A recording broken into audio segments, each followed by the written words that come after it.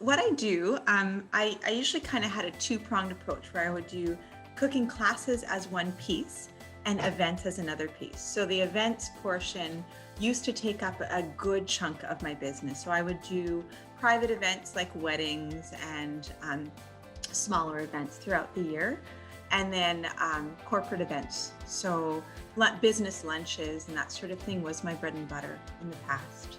Early 2020, I sort of expected a normal year. We had a busy summer booked, and it wasn't till, none of us took it seriously, right? Until mid to late March. And then my wedding started dropping off. So instead of an entire summer of weddings, I had maybe 2 or 3 left, and they had to drop their numbers down to 20 people.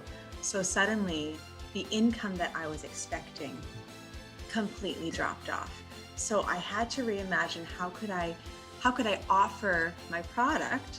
And I looked around at my friends in the catering and restaurant business, and most of them were pivoting quite quickly to delivered meals, right? Like, here's what we have. We can do a curbside drop off. But in my case, I decided to focus on the teaching piece. And I've always loved doing the cooking classes. And Karen is my contact from Pero, and she really pushed me and helped me reimagine it.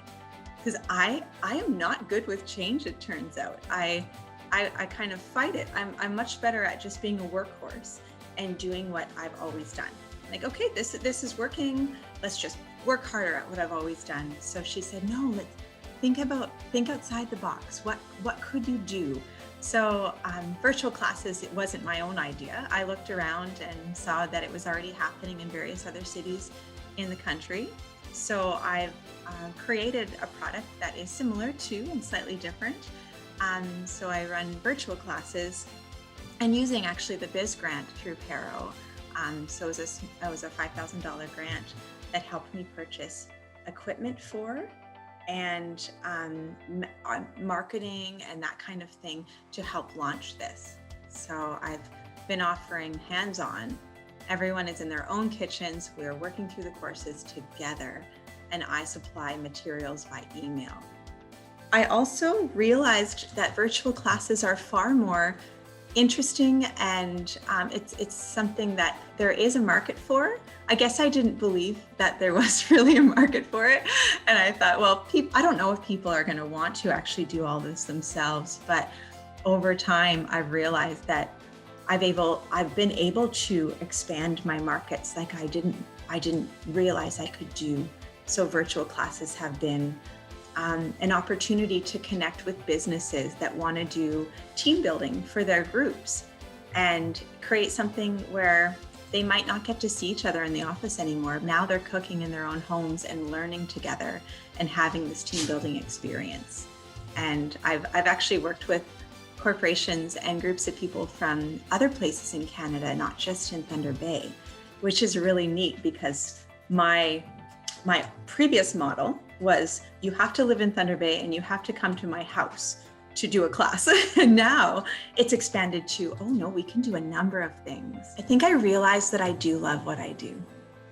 And instead of burning out, I've been able to look at what I actually love doing. And I actually love teaching cooking. And so it's been rewarding to go through that process. During 2020, I restudied and I achieved the Red Seal certification with the Ontario College of Trades, something that I've been wanting to do but hadn't had time for. So I realized that if I'm going to pursue the teaching portion of my business, I want to be up to date on the newest technologies in cooking, but also have a really good knowledge of the foundation. I love collaborations that we can have. I'm connecting with Baloo's Farms. They have a Superior Seasons food market. And so we are going to collaborate together to create a virtual experience that combines Jody Baloo's knowledge and experience in sustainability and farming practice and my culinary knowledge to draw people into the local food. It's okay to try things and fail. If we don't try stuff, we're not going to become better people if we don't do hard things. So to just Rhonda from 2020, just be okay with trying something new and not being great at it right away. Hard days and hard things are the only things that make us better. And so I say that to myself every time it's like an especially hard thing, or even a thing that doesn't work. I know that doing hard things makes us better people. I try to teach my kids that. And so if I'm having a pretty bad week, or it's a struggle to accomplish what I want to accomplish, I know the word pivot is a buzzword, but it does help us learn to move in a different direction if we need to. I turned 40 last year, and I turned 40 right before the pandemic. And so we had planned a trip to Costa Rica, and like we were in denial for weeks. We were like, no, they won't cancel this. They won't. So I'm still waiting for my 40th birthday party. For those people in my position, be kind to yourself.